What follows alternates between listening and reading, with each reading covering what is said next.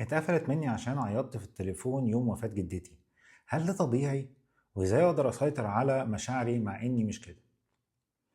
مبدئيا انا مش بشجع الفكر النسوي شويه اللي هو عايز يشجع الراجل ان هو يعيط عمال على بطال. لو حصلت معاك اي موقف في حياتك عيط.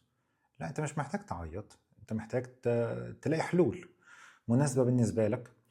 بس في نفس الوقت في مواقف خاصه جدا، يعني وفاه جدتك، وفاه شخص عزيز عليك، موقف شديد جدا عليك، زنقة مالية ضغطاك جدا. فدي حاجات اللي هي مش حاجات يومية، حاجات نوادر، ومواقف بتبقى شديدة. ان انت تعيط وان انت تعبر عن مشاعرك في الموقف ده لا يعيبك. ولو الشخص اللي معاك ما احترمش ده، ان انت وضحت لها وكنت على حقيقتك معاها هي بالذات وما شافتش ان دي حاجة ميزة، هي ما تستهلكش، هي مش شخص ناضج.